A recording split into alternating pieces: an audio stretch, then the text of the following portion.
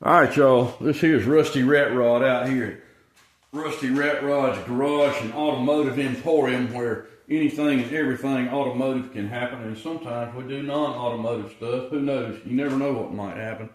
We're out here tonight. We're going to talk about manifold heat and why it's important on some things and why it doesn't matter on others. And I know a lot of you purists are out there cringing right now that I've said that, but you know, go ahead and take a Valium or something and get over it. But anyway, on a performance application, you do not want manifold heat on the intake manifold, period. I don't care if all you experts out there talk about, oh no, you have to have manifold heat for proper fuel atomization. You guys don't even know what atomization is that are saying that. On a bone stock engine or a very mild build, yes, it is beneficial to have manifold heat for proper fuel atomization if you really want to get technical about it. Millions of vehicles came from the factory without manifold heat. Imports in the older imports in the 60s, in the 70s, and some up into the early 80s did not have manifold heat. We all know Toyota kicked our butt during the 70s and 80s up into the 90s, and they still do. Of course, they most have manifold heat nowadays, but the early ones did not. And they ran fine, did fine, got good mileage, had proper atomization, didn't have any problems. Tonight, I'm going to show y'all exactly what's going on here. This is my 1964 model Valiant. Some of y'all know this Vixen. She's world famous in slant six circles and some other places. I put this car together several years ago. This is a 225 slant six with a measured 10.6 to 1 compression. Large solid lifter cam. It's got Clifford shorty headers on it, with a Clifford 4-barrel intake manifold and a Holley style quick fuel 450 4-barrel. No manifold heat, none, zero. It doesn't need it because the engine has been tuned properly to run without it. The car's been sitting here about, Sunday will be 2 weeks that it's been sitting here without being started. It was the last time we started it. We went to town for a little club meet and drove around for a little while, did some shopping, came back home. Tonight, the ambient temperature here in Jones County, Georgia is about 42 degrees thereabouts. We've had some real cold nights here lately. It's gotten down to under 20 degrees several nights. I'm talking about like 15, 16, 17, whatever. And the car's been sitting here the whole time. So tonight, y'all are going to hear a sure enough cold start on old Vixen here, and y'all are going to get to see exactly how quick she will come up to her idle from a cold start. Hopefully she won't make a liar out of me.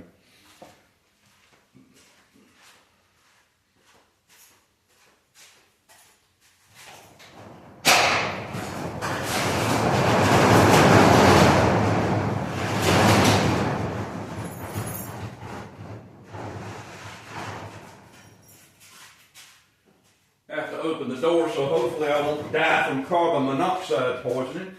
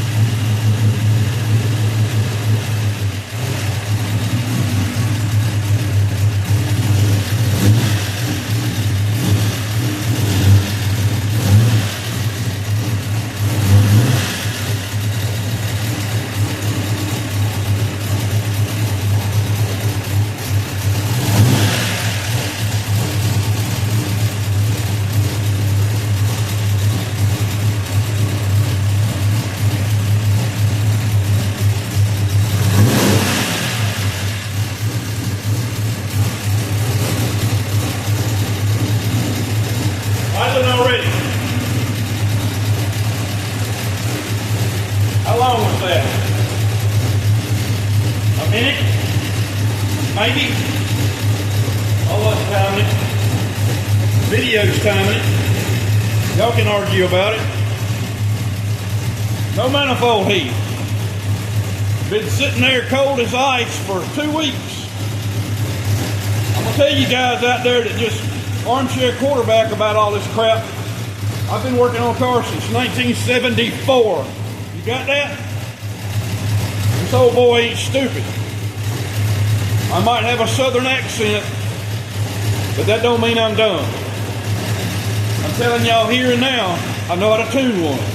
If you don't know how to tune one, that ain't my fault. Yeah, it's a big solid lifter cam. It's idle and rough.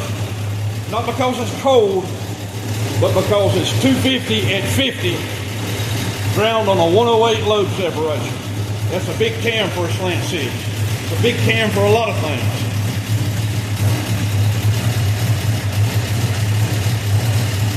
Oh, I left this little tidbit out. The carburetor has an electric choke.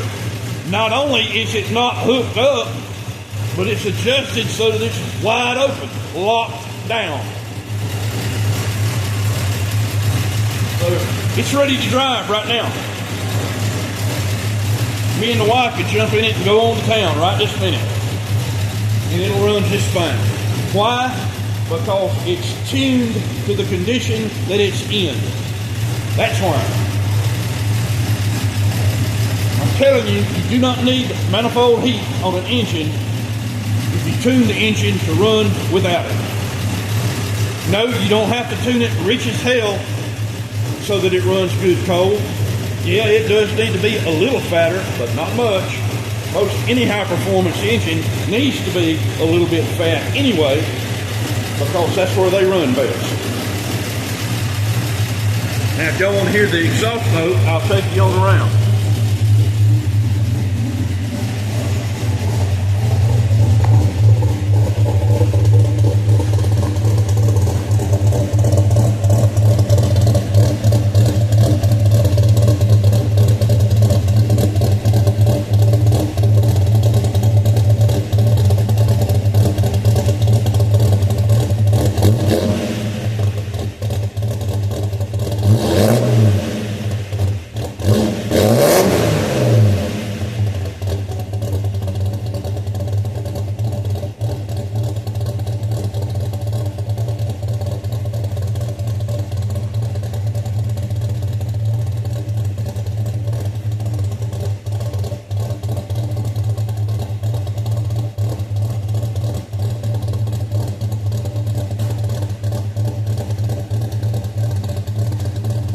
When it gets completely warmed up, which it's not quite yet, it'll usually idle at about, it's happiest at about 900 RPM. Sometimes maybe 925. It varies since it's a carburetor. But just so that all of you will know,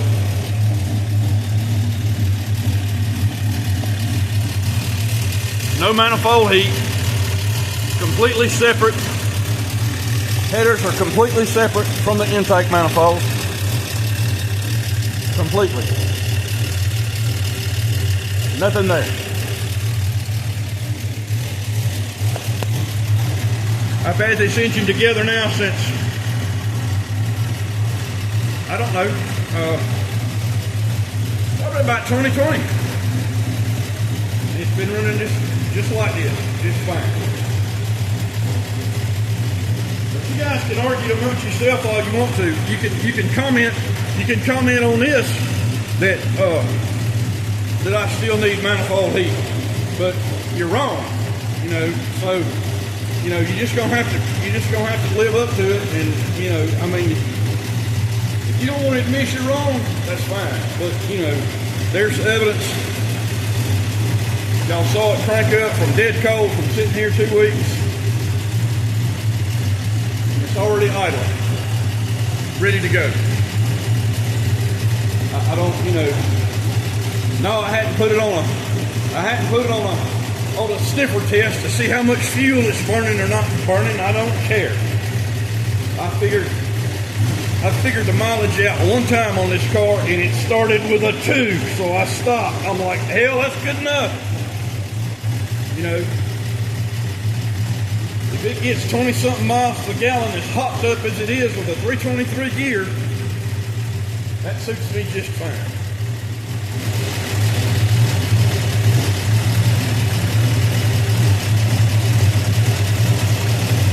Any of you guys out there decide that you want any help with tuning your Slant 6 or any advice on it, feel free to send me a message. I'll be glad to help you. Any of the rest of you guys want to argue, you can argue amongst yourselves. Y'all have a good evening. We'll see y'all next time.